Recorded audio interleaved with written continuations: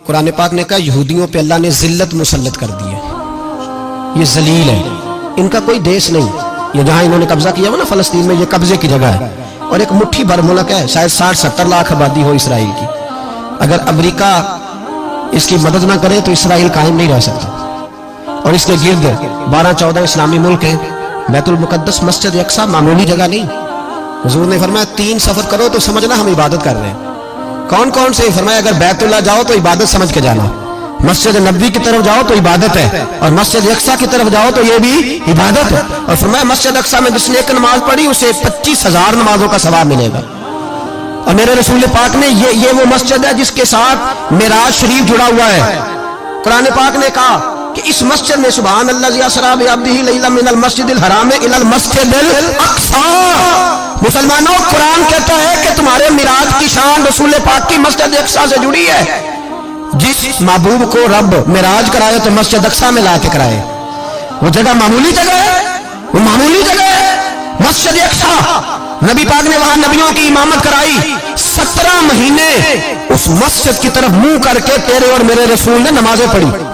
چھوٹی جگہ ہے، اور پوری دنیا کا مسلمان اسے چاہیے شرم سے گڑ جائے۔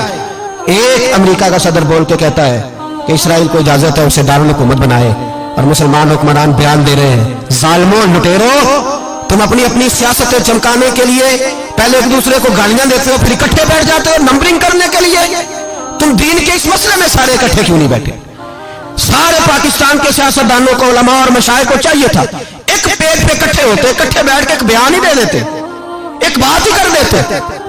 پھر میرا سلوٹ ہے ترکی کے صدر کو، پھر میرا سلوٹ ہے ترکی کے صدر کو۔ عجیب بات ہے نا کہ اس کے پاس ایٹمی طاقت آپ سے کمزور ہے، آپ کی تگڑی ہے، اس کے پاس جو فوجی طاقتیں ہیں وہ اپنی جگہ پر، آپ کی فوجی طاقتوں کا لوہا مانتی ہے دنیا، لیکن پھر مجھے کہنے دو نا، میدان میں بندہ ایٹمی طاقت سے نہیں لڑتا، ایمان کی قوت سے لڑتا ہے۔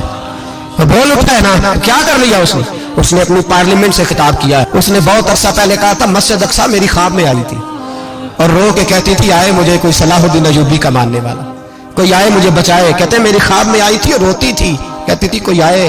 اور ایک شاعر نے کہا ہے مسجد اقصیٰ نبی پاک کو بھی بلاتی ہے، کہتی ہے ایک بار پھر طیبہ فلسطین میں آ، راستہ دیکھتی ہے پھر مسجد اقصیٰ تیرا، ایک بار پھر سے طیبہ سے فلسطین میں آ، راستہ دیکھتی ہے پھر مسجد اقصیٰ تیرا۔ کوئی بول رہا ہے نہیں اتنا مقدس مقام، چھوٹے چھوٹے بیان، اور کہیں اکٹھے ہو جاؤ، پیش کوئی کر رہا ہوں بڑی جلدی اس امریکہ کو لوگ ٹوٹتا ہوا دیکھیں گے، اس سے بکھرتا ہوا دیکھیں گے، اس سے لرزتا ہوا دیکھیں گے، اس لیے کہ مقابلے رب رسول سے اتنے آسان نہیں۔